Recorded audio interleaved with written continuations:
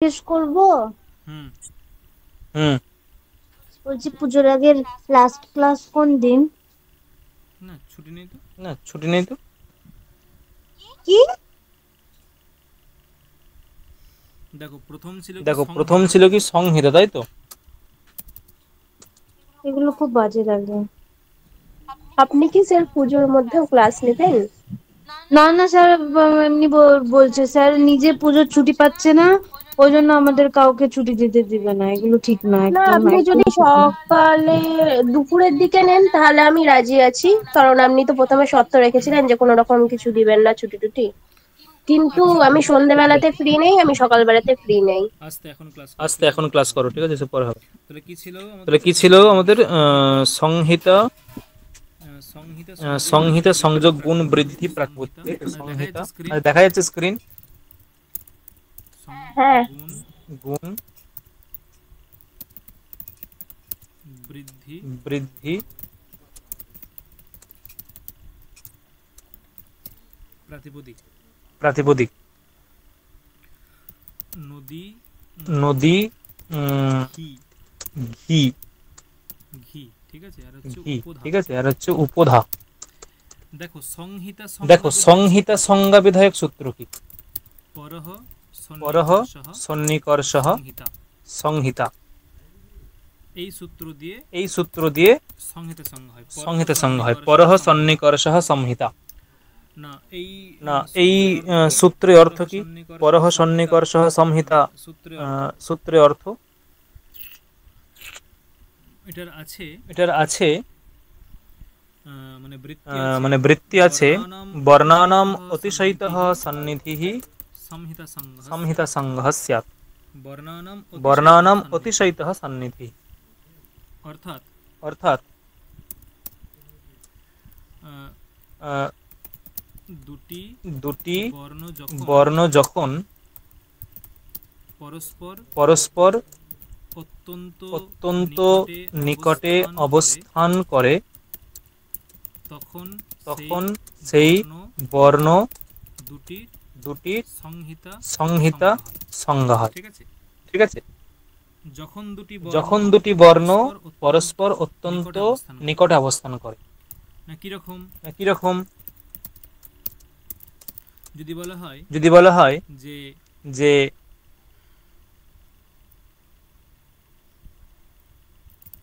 গঙ্গা গঙ্গা উদকম, উদকম। গঙ্গ আ গঙ্গ আ উদকম। উদকম। দেখো এই যে দেখো এই যে আকার এবং আকার উকার, এবং উকার, এই দুটো বর্ণ এই অত্যন্ত দুটো বর্ণ নিকটে অবস্থান অত্যন্ত করছে। নিকটে অবস্থান করছে। নিকটে অবস্থান করা নিকটে মানে কি? অবস্থান করা মানে কি? মানে দুটো মানে বর্ণের দুটো মাঝে কোনো বর্ণের কিছু না মাঝে থাকা। কোনো কিছু না দুটো থাকা। বর্ণের দুটো মাঝে বর্ণের অন্য মাঝে কোনো বর্ণ অন্য কোনো বর্ণ ব্যবধান রূপে না থাকা। ব্যবধান রূপে না থাকা। দুটো বর্ণের দুটো মধ্যে বর্ণের অন্য মধ্যে কোনো বর্ণ অন্য কোনো বর্ণ ব্যবধান রূপে না ব্যবধান থাকা। রূপে না এটাই থাকা। হচ্ছে এটাই অত্যন্ত হচ্ছে নিকটে অত্যন্ত অবস্থান করাকে নিকটে বোঝায়। অবস্থান করাকে বোঝায়। তাহলে কি বললাম? তাহলে কি বললাম? না না সংহিতা সংজ্ঞা বিধায়ক সংহিতা সূত্র সংজ্ঞা কি? বিধায়ক পরহ সূত্র কি? পরহ সন্নিকর্ষঃ সংহিতা। সন্নিকর্ষঃ সংহিতা। না না সূত্রটার অর্থ কি? সূত্রটার অর্থ দুটি কি? বর্ণ যখন দুটি বর্ণ পরস্পর যখন অত্যন্ত পরস্পর নিকটে অত্যন্ত অবস্থান করে নিকটে অবস্থান করে তখন তখন সেই বর্ণ দুটির সংহিতা বর্ণ সংজ্ঞা দুটির হয়। সংহিতা এটা সংজ্ঞা হচ্ছে হয় সংজ্ঞা এবং বিধায়ক সেই সূত্র সংজ্ঞা হচ্ছে বিধায়ক পরহ সূত্র হচ্ছে সন্নিকর্ষঃ পরহ সংহিতা। যেমন সন্নিকর্ষঃ উদাহরণ সংহিতা। যেমন উদাহরণ বললাম যে গঙ্গাযুক্ত বললাম যে উদকম। এখানে গঙ্গাযুক্ত দেখো উদকম। এখানে যে দেখো দুটো বর্ণ যে আ দুটো এবং বর্ণ উ, আ এবং উ, এদের মাঝে কিন্তু এদের অন্য কোনো মাঝে বর্ণ কিন্তু নেই। অন্য কোনো বর্ণ নেই। এবং এবং এখন নিকটে এখন নিকটে বলতে কি রকম? নিকটে বলতে কি রকম? মানে নিকটে বলতে মানে এরকম না নিকটে যে হ্যাঁ বলতে দেখো এরকম না যে হ্যাঁ দেখো আকার আর উকার কত আকার আর দূরে আছে, উকার কত দূরে আছে, সরিয়ে দিয়েছি। সরিয়ে আকার দিয়েছি। উকার কত দূরে আকার আছে উকার মানে কত এদের দূরে মধ্যে আছে, মানে সংহিতা এদের সংজ্ঞা মধ্যে হবে না, সংহিতা সংজ্ঞা হবে না। এরকম নয়। এরকম নয়। এখানে নিকটে বলতে এখানে নিকটে বলতে অন্য কোনো অন্য বর্ণের কোনো বর্ণের ব্যবধান না থাকা। ব্যবধান না থাকা। নিকটে বলতে অন্য নিকটে কোনো বলতে বর্ণ অন্য কোনো বর্ণ মাঝে না তার থাকা, এটা মাঝে হচ্ছে না নিকটে। থাকা, এটা হচ্ছে নিকটে।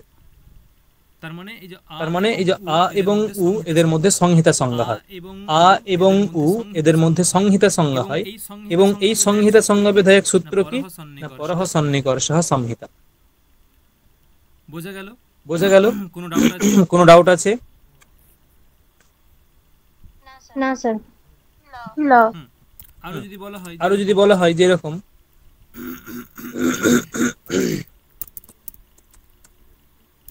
ওই যে নরেন্দ্র হয় এই না, যে নরেন্দ্র হয় না, নরযুক্ত ইন্দ্র। নরযুক্ত ইন্দ্র। তাহলে এখানে দেখো তাহলে এখানে দেখো নর, নর, নর অ, নর অ, ইন, আর ইন্দ্র। ইন্দ্র। অকার এই এবং যে ইকার, অকার এবং ইকার, এই দুটো অত্যন্ত এই দুটো নিকট অত্যন্ত অবস্থান নিকট করছে। অবস্থান করছে। অকার এবং ইকার, অকার এবং ইকার এই দুটো অত্যন্ত নিকট অবস্থান করছে।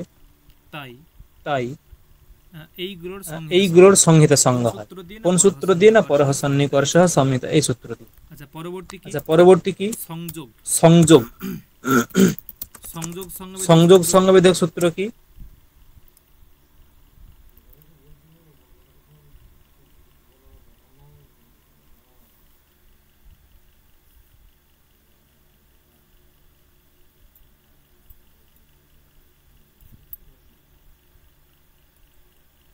সংযোগ সংজ্ঞা ভেদে সংযোগ সংজ্ঞা ভেদক সূত্র হচ্ছে হলন অন্তর সংযোগ।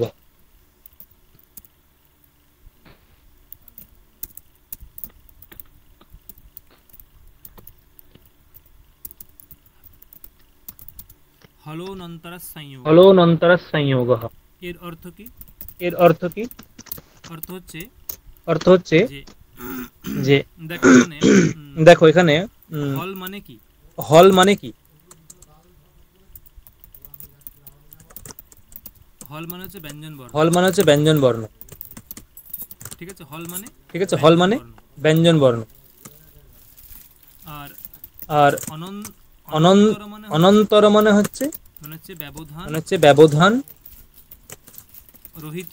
রহিত। ঠিক আছে, ব্যবধান ঠিক রহিত। আছে, ব্যবধান রহিত।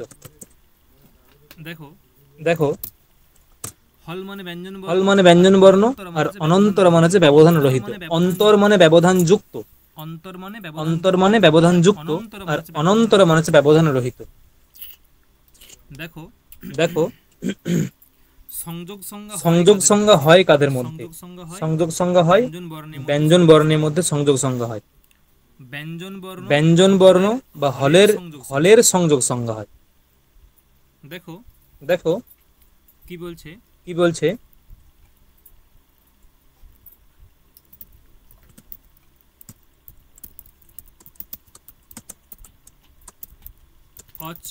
অচ বর্ণের দ্বারা ব্যবধান রহিত যে ব্যঞ্জন বর্ণ,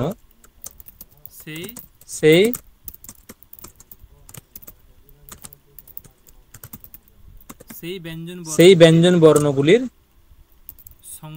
সংযোগ সংজ্ঞা হয়।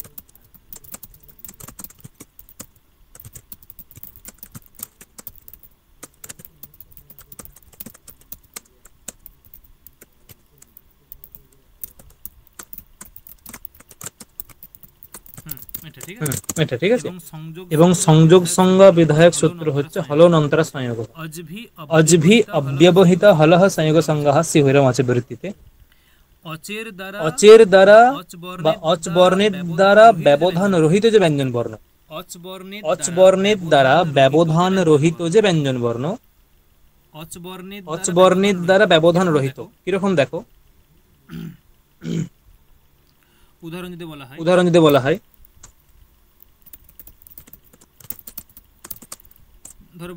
ধরো বললাম যে মুক্তি, মুক্তি, এটাকে বর্ণ বিশ্লেষণ করছি ম উ ক ত ই। এখানে বলো তো মানে সংযোগ সংজ্ঞা তাদের মধ্যেই হয়, সংযোগ সংজ্ঞা হয় দুটো বা তিনটে বা চারটে ব্যঞ্জন বর্ণের মধ্যে, মানে সংযোগ সংজ্ঞা হয় ব্যঞ্জন বর্ণের মধ্যে। কিরকম ব্যঞ্জন বর্ণ? না যে ব্যঞ্জন বর্ণের মাঝে কোনো স্বরবর্ণ থাকে না, যে ব্যঞ্জন বর্ণের মাঝে কোনো স্বরবর্ণ থাকে না, এমন ব্যঞ্জন বর্ণের সংযোগ সংজ্ঞা হয়। তাহলে বলো তো এই ম আর ককারের মধ্যে কি ম এবং ক, এই একটা ব্যঞ্জন আর এই একটা ব্যঞ্জন, এদের মধ্যে কি সংযোগ সংজ্ঞা হবে, হ্যাঁ কি না? না হবে না হবে না। আচ্ছা, পরবর্তী হচ্ছে এই ককার এবং তকার, এদের মধ্যে সংযোগ সংজ্ঞা হবে, হ্যাঁ কি না? হ্যাঁ হবে। হ্যাঁ হবে। হবে, ঠিক আছে। হবে, ঠিক আছে।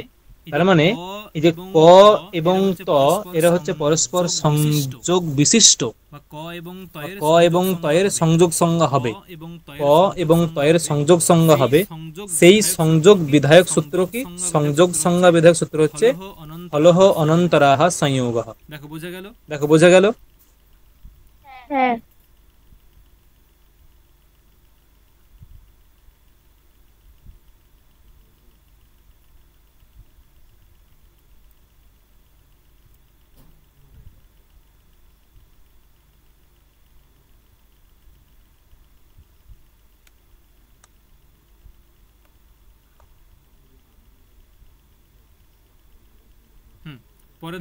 পরে দেখো আর উদাহরণ দেওয়া যেতে পারে। যেমন যদি বলা যায় এরকম,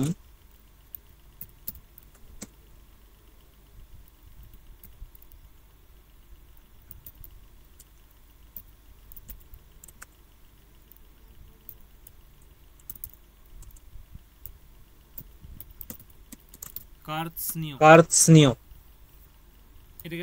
এটাকে ভাঙলে হবে ক আ র ত স ন অ য় অ। এটা কার্ৎসনীয়।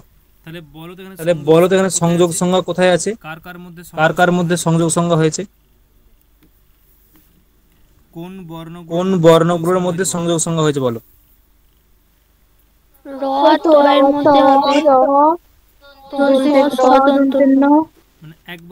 একবারে এই চারটে বর্ণের মধ্যে সংযোগ সংজ্ঞা আছে। র ত স ন, এই বর্ণগুলোর মধ্যে সংযোগ সংজ্ঞা হয়েছে, ঠিক আছে, বা এই বর্ণগুলো সংযুক্ত। পরবর্তী হচ্ছে গুণ। সূত্র কি? গুণের সূত্র হচ্ছে অদেং গুণঃ।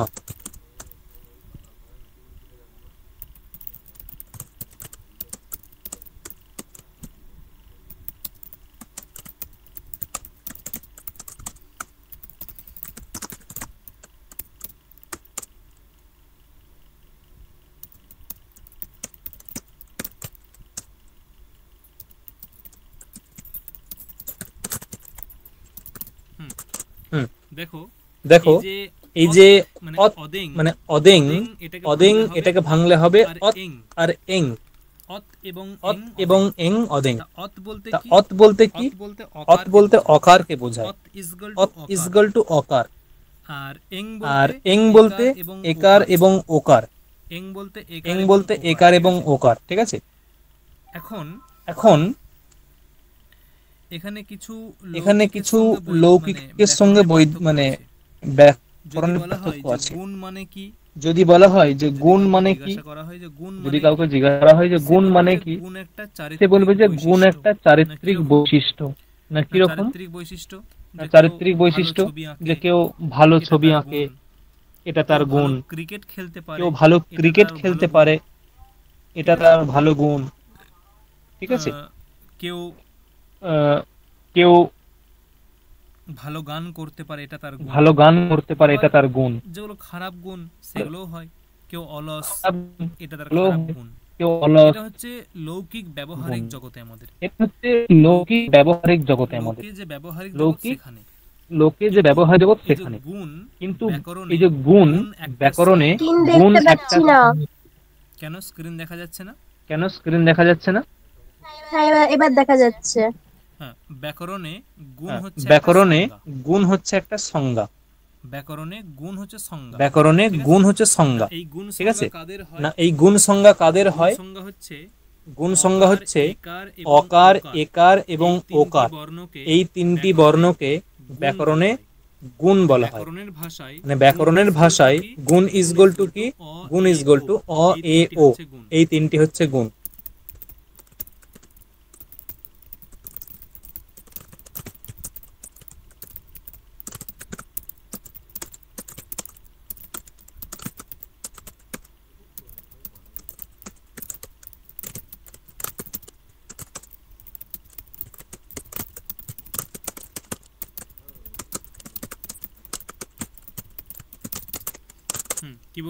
কি বললাম না, পাণিনীয় ব্যাকরণে গুণ বলতে অকার একার ওকার এই তিনটির গুণ সংজ্ঞা হয়, ঠিক আছে।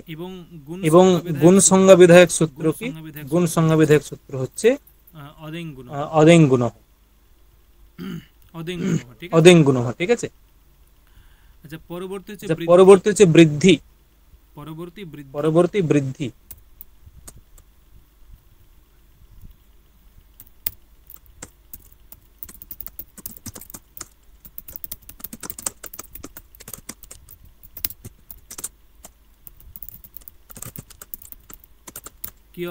কি অর্থ? বৃদ্ধি আত ঐচ্ছ। এখানে বৃদ্ধি হলো সংজ্ঞা, আত ইজ ইকুয়াল টু আকার, ঐচ ইজ ইকুয়াল টু ঐকার, ওই ও, তাই তো। ঔকার, ঠিক আছে। বৃদ্ধি হলো সংজ্ঞা, আত ইজ ইকুয়াল টু আকার, ঐচ ইজ ইকুয়াল টু ঐকার ঔকার। এইগুলো হচ্ছে তার মানে এই যে এখানেও লৌকিকের সঙ্গে ব্যাকরণের পার্থক্য কোথায়? যদি বলা হয় যে বৃদ্ধি কাকে বলে, যদি কাউকে জিজ্ঞেস করে বৃদ্ধি কাকে বলে, বৃদ্ধি মানে হচ্ছে বর্ধন ক্রিয়া। একটা গাছকে তুমি আজকে লাগিয়েছো, 5 দিন 10 দিন পরে সেই গাছের কিছু পরিবর্তন লক্ষ্য করা যাবে। কিরকম পরিবর্তন? সেটা আস্তে আস্তে বেড়ে উঠবে, আস্তে আস্তে বেড়ে উঠবে। এই যে বেড়ে ওঠা, এই যে বেড়ে ওঠা, এটাই হচ্ছে এই যে বেড়ে ওঠা, এটা হচ্ছে বৃদ্ধি, এটাই হলো বৃদ্ধি। কিন্তু ব্যাকরণে বৃদ্ধি বলতে অন্য কিছুকে বোঝায়, ঠিক আছে। ব্যাকরণে বৃদ্ধি বলতে অন্য কিছুকে বোঝায় না। সূত্রের অর্থ কি? দেখো বলছে যে ওই যে ব্যাকরণে বৃদ্ধি বলতে কি বোঝায় সেটা এই সূত্রের মাধ্যমে বলা হচ্ছে। তাহলে সূত্রের অর্থটা জানতে হবে যে কি কি সেই অর্থ, বৃদ্ধি বলতে কি বোঝায়। দেখো বলা হচ্ছে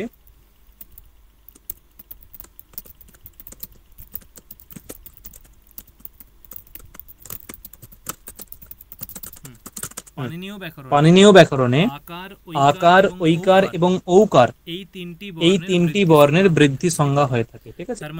তার মানে পাণিনীয় ব্যাকরণে আকারের নাম কি না বৃদ্ধি, ঐকারের নাম কি না বৃদ্ধি, ঔকারের নাম কি না বৃদ্ধি। পাণিনীয় ব্যাকরণে অকারের নাম কি? গুণ। একারের নাম কি? গুণ। ওকারের নাম কি? গুণ, ঠিক আছে। এইগুলো হচ্ছে অর্থ।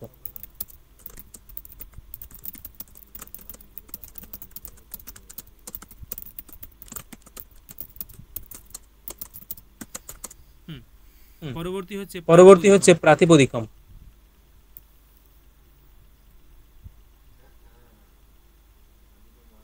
স্যার একবার স্ক্রিনটা একটু নামান, গুণের নিচের পয়েন্টটা একটু দেখবো, সূত্রার্থটা।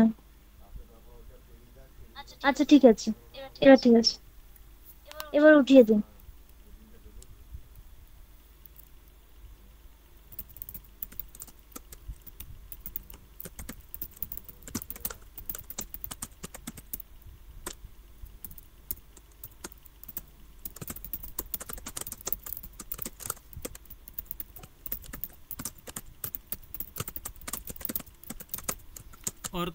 অর্থবৎ অধাতুর অপ্রত্যয়ঃ প্রাতিপদিকম। এটা হচ্ছে প্রাতিপদিক সংজ্ঞা বিধায়ক সূত্র। এটা হচ্ছে প্রাতিপদিক সংজ্ঞা বিধায়ক সূত্র কি না? অর্থবৎ অধাতু অপ্রত্যয়ঃ প্রাতিপদিকম। এটাকে ভাঙলে হবে এরকম, অর্থবৎ ইজ ইকুয়াল টু অর্থ বিশিষ্ট, অধাতু ইজ ইকুয়াল টু ধাতু ভিন্ন, অপ্রত্যয় ইজ ইকুয়াল টু প্রত্যয় ভিন্ন।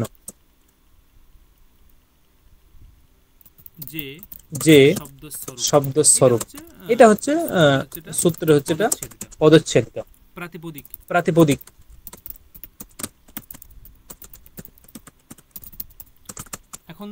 এখন দেখো সূত্রার্থ কি? সূত্রার্থ হচ্ছে অর্থবৎ মানে অর্থ বিশিষ্ট। এই অর্থ বিশিষ্ট এটা হচ্ছে বিশেষণ, এটা বিশেষণ, ঠিক আছে। আর একটা বিশেষ্য সেটা এখানে নেই, সেই বিশেষ্যের শব্দ স্বরূপ। এটা একটা সূত্র আছে, সম রূপম শব্দস্য অশব্দ সংজ্ঞা, সেই সূত্র থেকে এখানে অনুবৃত্তি হয়ে আসবে। শব্দের স্বরূপ এটা হচ্ছে বিশেষ্য, মানে অর্থবৎ এটাও ক্লিবলিঙ্গ, আর শব্দ স্বরূপম এটাও ক্লিবলিঙ্গ। অর্থবৎ শব্দ স্বরূপম প্রাতিপদিক সঙ্গম ভবতি। অর্থবৎ মানে অর্থ বিশিষ্ট, এই যে অর্থ বিশিষ্ট, অর্থবৎ মানে হচ্ছে অর্থ বিশিষ্ট। অর্থ বিশিষ্ট মানে কি? অর্থ আছে যার। ধন বিশিষ্ট মানে ধন আছে যার। বুদ্ধি বিশিষ্ট মানে বুদ্ধি আছে যার। তাহলে অর্থ বিশিষ্ট মানে অর্থ আছে যার, মানে অর্থ বিশিষ্ট যে শব্দ, সেই শব্দের স্বরূপম প্রাতিপদিক সঙ্গম স্যাৎ। অর্থ বিশিষ্ট যে শব্দের স্বরূপ তার প্রাতিপদিক সংজ্ঞা হয়। ঠিক আছে না? কিরকম শব্দ স্বরূপ? বলছে অধাতু, মানে ধাতু হওয়া চলবে না। সেই শব্দ স্বরূপটা ধাতু হবে না, ধাতু থেকে ভিন্ন হবে। অধাতু, ধাতু থেকে ভিন্ন হবে। অপ্রত্যয়, প্রত্যয় ভিন্ন হবে, প্রত্যয় থেকে ভিন্ন হবে। ঠিক আছে, এবং এখানে একটা নেই, প্রত্যয়ান্ত থেকেও ভিন্ন হবে, প্রত্যয়ান্তও হওয়া চলবে না।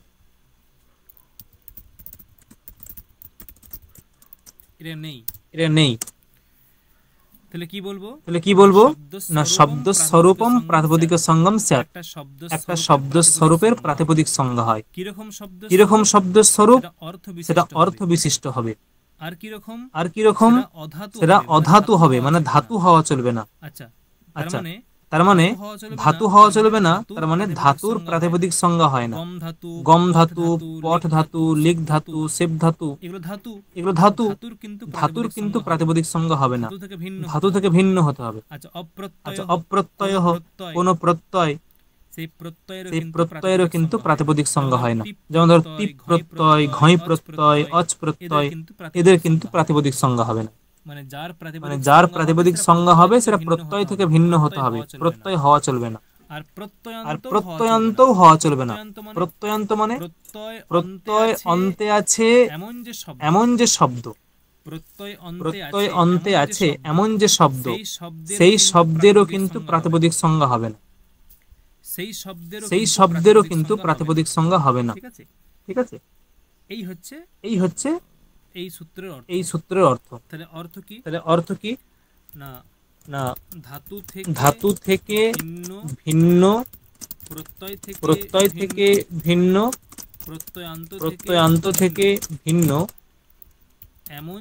এমন যে অর্থ বিশিষ্ট শব্দস্বরূপ তার প্রাতিপদিক সংজ্ঞা হয়। ঠিক আছে, ধাতু থেকে ভিন্ন, ধাতু হওয়া চলবে না। প্রত্যয় থেকে ভিন্ন, প্রত্যয় হওয়া চলবে না। প্রত্যয়ান্ত থেকে ভিন্ন, প্রত্যয়ান্ত থেকে ভিন্ন, এমন যে শব্দ স্বরূপ তার প্রাতিপদিক সংজ্ঞা হয়। আমি উদাহরণ দিচ্ছি, দেখো তো। আচ্ছা, সেব, সেব, এটার কি প্রাতিপদিক সংজ্ঞা হবে?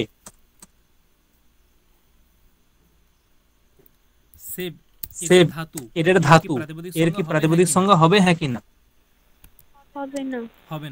হবে না। কেন হবে না? ধাতু থেকে ভিন্ন, তাই। ধাতুর প্রাতিপদিক সংজ্ঞা হয় না বলেছে। আচ্ছা, যদি বলা হয়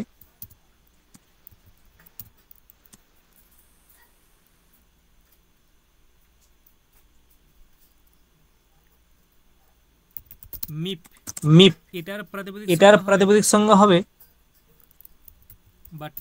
বা টাপ, প্রত্যয় তো হবে না। হবে না। হবে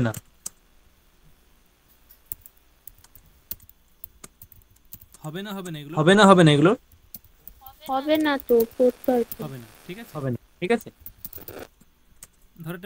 ধরতে বললাম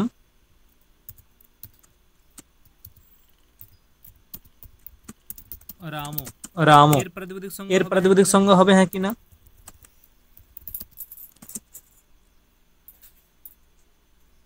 এটা আসে রম রম প্লাস ঘয়, সেখান থেকে থেকে হয় রাম। এর এর প্রাতিপদিক প্রাতিপদিক সংজ্ঞা হবে হ্যাঁ কিনা?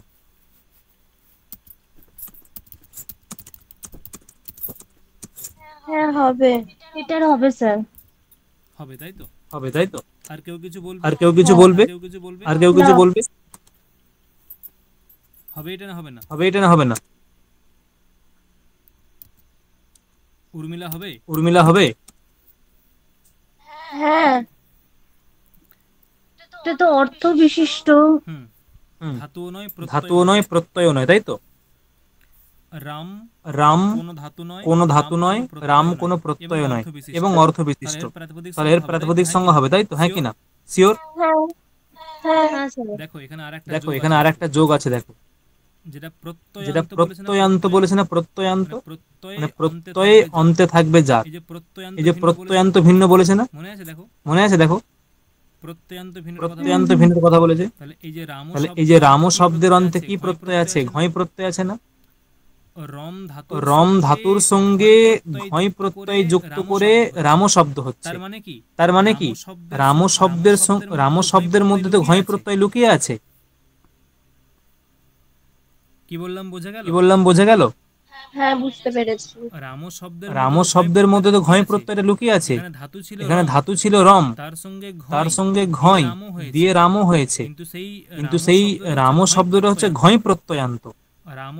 রাম শব্দটা হচ্ছে ঘয় প্রত্যয়ান্ত। তাহলে প্রত্যয়ান্ত শব্দের কি প্রাতিপদিক সংজ্ঞা হবে হ্যাঁ কিনা? না হবে না। তাহলে তাহলে রাম শব্দের প্রাতিপদিক সংজ্ঞা হবে? না হবে না। না। হবে না। মানে মানে এই সূত্র দিয়ে হবে না। রাম শব্দের কিন্তু প্রাতিপদিক সংজ্ঞা হবে, সেটা অন্য সূত্র দিয়ে হবে। এই সূত্র দিয়ে হবে। এই সূত্র দিয়ে হবে না। তাহলে এই সূত্রের উদাহরণ কি? উদাহরণ হচ্ছে দিত্থ। দিত্থ।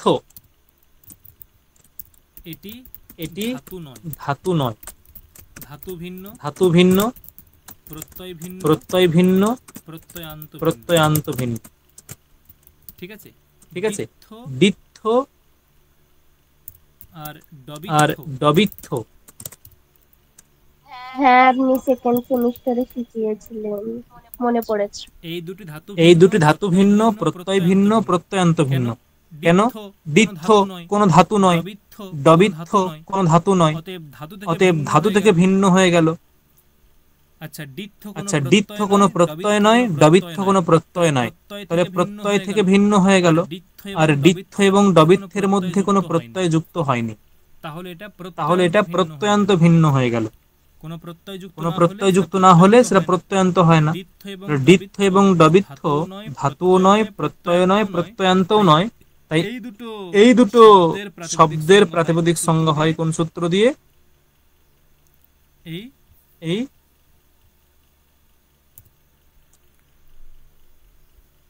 অর্থবৎ অধাতুর অপ্রত্যয়ঃ প্রাতিপদিকম, এই সূত্র দিয়ে। দেখো এখানে বলে রাখি, ব্যাকরণে দুরকম শব্দ আছে, ঠিক আছে? ব্যাকরণে দুরকম শব্দ আছে।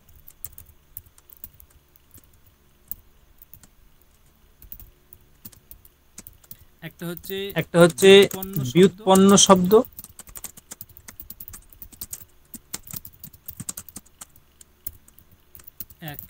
এক ব্যুৎপন্ন শব্দ, দুই অব্যুৎপন্ন শব্দ। ব্যুৎপন্ন শব্দ কাকে বলে? না, ব্যুৎপন্ন শব্দ হচ্ছে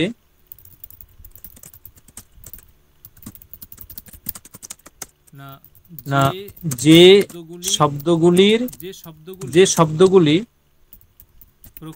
প্রকৃতি প্রত্যয় যুক্ত হয়ে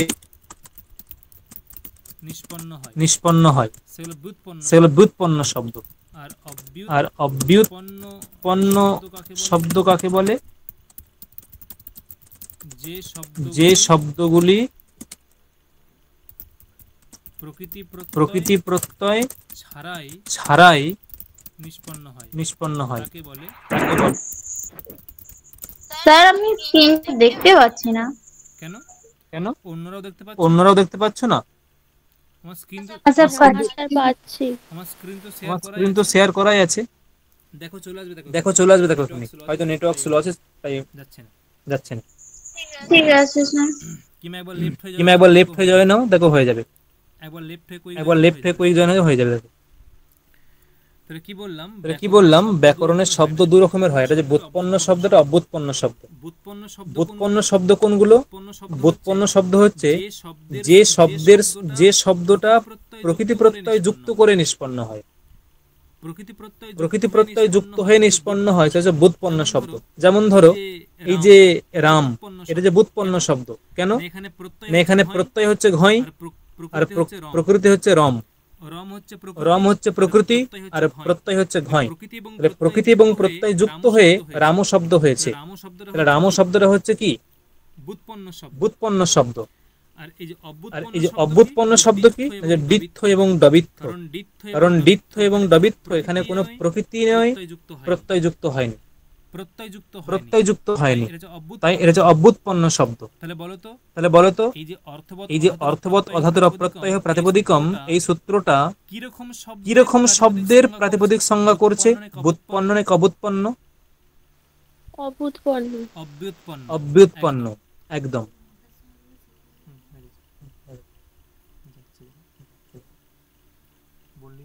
বললেই তো হয় না। তাহলে কি বললাম না, যে এই যে আর একটা প্রাতিপদিক সংজ্ঞা বিধায়ক সূত্র আছে, কৃত্তদ্ধিত সমাসাশ্চ বলে সূত্র আছে। হ্যাঁ, কৃত্তদ্ধিত সমাসাশ্চ, এই সূত্র দিয়েও প্রাতিপদিক সংজ্ঞা হয়। সেখানে হচ্ছে ব্যুৎপন্ন শব্দের প্রাতিপদিক সংজ্ঞা হয়। এই অর্থবৎ অধাতুর প্রত্যয় প্রাতিপদিকম, এটা হচ্ছে অব্যুৎপন্ন শব্দের প্রাতিপদিক সংজ্ঞা নির্ণয়ের জন্য এই সূত্রটা করা হয়েছে।